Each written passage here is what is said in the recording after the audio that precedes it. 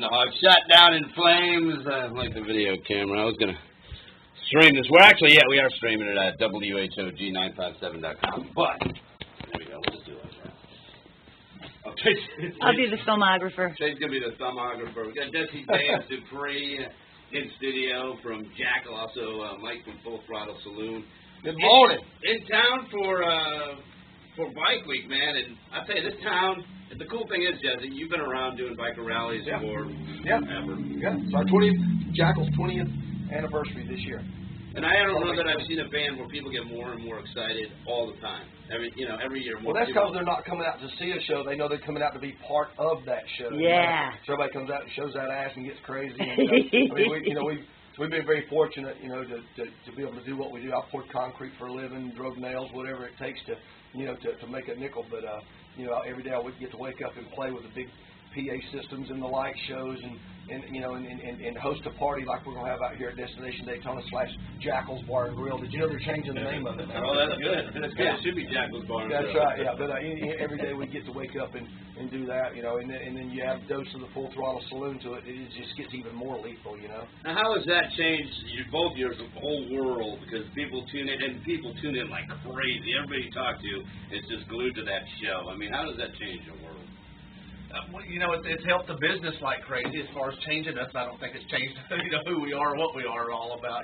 We're still just blue collar guys out there making a living. But as far as the brand goes and everything, of course, we were the top watch cable program for males 18 to 49, and so so to take the brand to where it's at, it's been phenomenal for the business. That's just a fancy way to say that the party's just gotten bigger. The party's just gotten bigger, and we knew that, or I should not say I knew, back 12 years ago now, whenever I first walked onto the property, because Mike had booked us to play in there, and it was the first year that he opened the doors.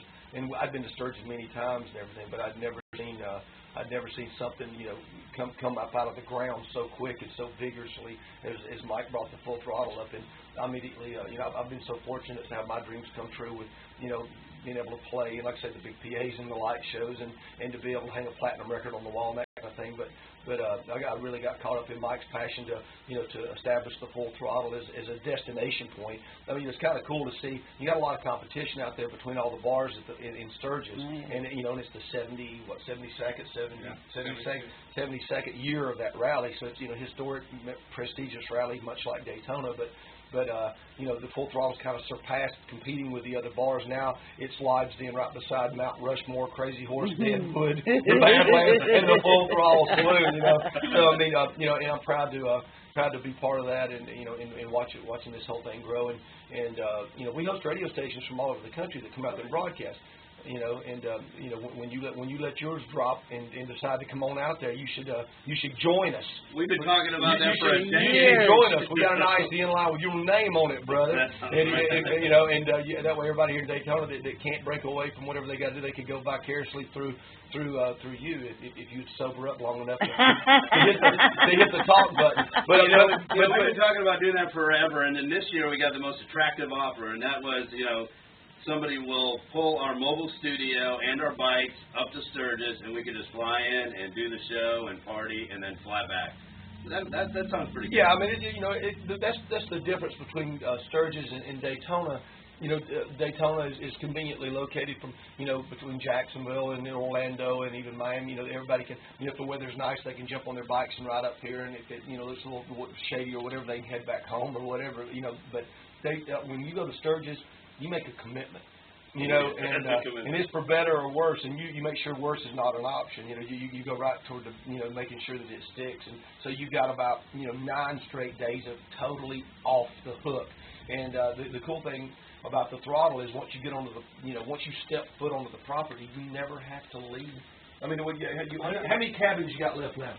We're sold out. How many you got left? Sold out. Sold out. Sold out. Been sold out. Been sold out. So I mean, it once again, it solidifies that.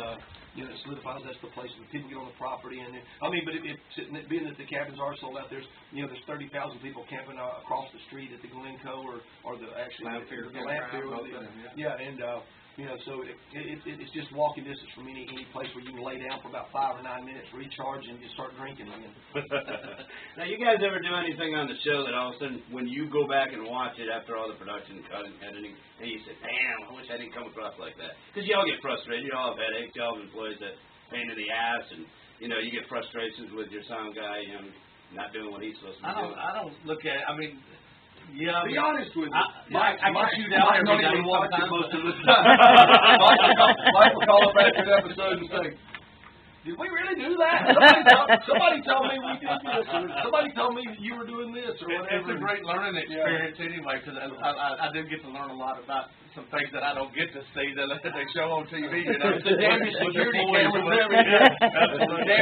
I have to see it because I executive produce the show, and which means that really I just run point to make sure that that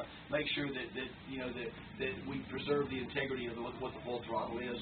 True television, it's an aggressive network and such, but they would have fire-breathing midgets 24/7. We just have to make sure we walk that fine line just to make sure that the spirit of what the Full Throttle is.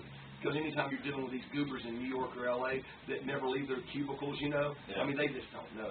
Down south we say bless their heart. So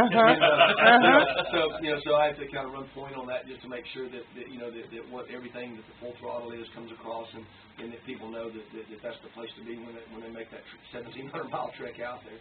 Jessie James Dupree from Jackal, Mike from Full Throttle Saloon in studio, and Saturday night is the show, Destination Daytona, and the Jackal Bar. There you go. There's a lot of bands playing. I work with Kiefer Sutherland and Jude Cole, have a label called Ironworks, and I've been general managing that for several years. And we got a band called Wayland that is.